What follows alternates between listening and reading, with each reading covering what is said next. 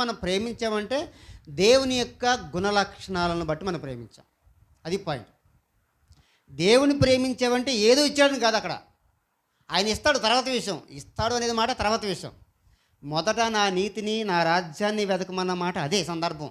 మీరు ఎప్పుడు తిందామా కదండి, ఎప్పుడు ధరించుకుందామా, ఎప్పుడు ఉంటామా, నివాసం ఉంటామని చెప్పి ఈ 3 విషయాల గురించి మీరు ప్రాకులాడుతున్నారు. కానీ మొదట నా నీతిని, నా రాజ్యాన్ని వెతకని చెప్పే మాట అదే. ముందు మనం ఎవరిని వెతకాలి? దేవుడు ఇచ్చేటువంటి బహుమానాలు కాదు, కానీ బహుమానాలు ఇచ్చేటువంటి దేవుణ్ణే మనం వెతకాలి. ఆ పాయింట్ మనం మిస్ అవుతుంది. చాలా సంఘాల్లో ఇది మిస్ అయిపోయింది. చాలా సంఘాల్లో, చాలా ప్రసంగాల్లో ఇది మిస్ అయిపోయింది. మనం దేవుణ్ణి వెతకట్లేదు, కానీ దేవుడు ఇచ్చేటువంటి వనరుల కోసం ఎదుక్కుంటూ ఏం చేసామంటే మనం సంఘాల్లో మార్చుకుంటూ వెళ్ళిపోతున్నాం. అక్కడే మనకు తేడా కొట్టింది. అందుకని ఇక్కడ యోబు విషయంలో అన్నీ పోయినా కూడా ఏం చెప్పండి, ఆ విషయంలో దేవుని విషయంలో పాపం చేయలేదు, నోటి మాట కూడా దేవుణ్ణి దూషించలేదు. పైగా ఏం చెప్పాడు? అన్యాయం చేసి నేను చెప్పలేదు. కానీ ఏం చెప్పాడు? దేవుని నామానికే స్తుతి కలుగునుగాక అని చెప్పాడు.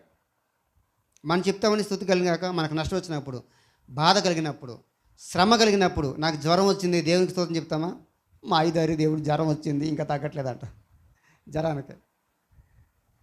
కానీ 10 మంది సంతానం పోయినా కూడా మారు మాట్లాడాలి. ఎందుకంటే దేవుని యందు అంత భక్తి కలిగి ఉన్నాడు. నిజమైన దేవుడు అంత భక్తికి ఎందుకు కలిగి ఉన్నాడు?